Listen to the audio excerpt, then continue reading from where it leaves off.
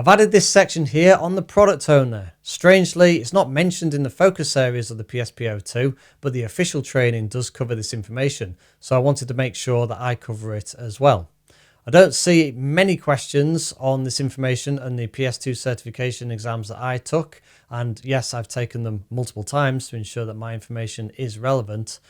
But I've included this information here because I think it's important, it's useful, especially if you want to be a product owner in real life, in practice, and you never know, you might get some questions on it in the certification, so you'll be prepared for it if they do come up. I'd be surprised if you don't see questions, or if some questions don't exist around this information, to be honest. Okay, starting with the 5 stages of the product owner. Which are you?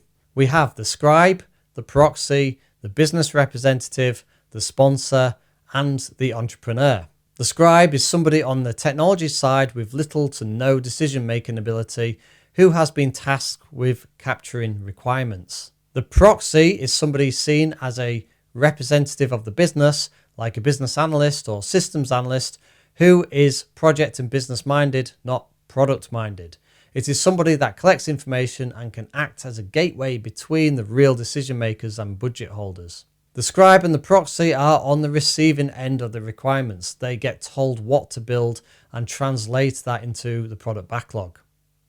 Number 3 is the business representative, somebody from the business side who is less technically minded usually. A business representative shows dedication to the product from the business, but the same person usually has limited autonomy over the project management, resulting in delays and decisions.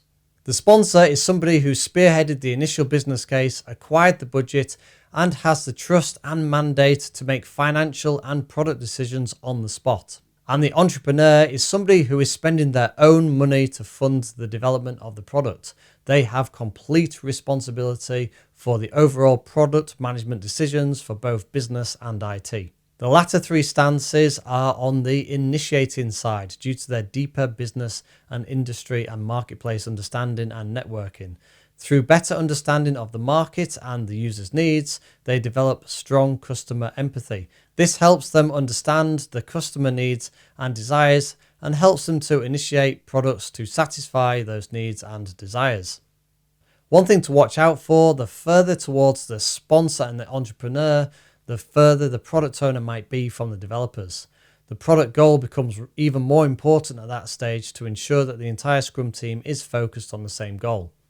This list of stages is useful for you if you're currently a product owner because it can tell you where you currently sit and where the next level is. So think about what you need to do to move up to the next level.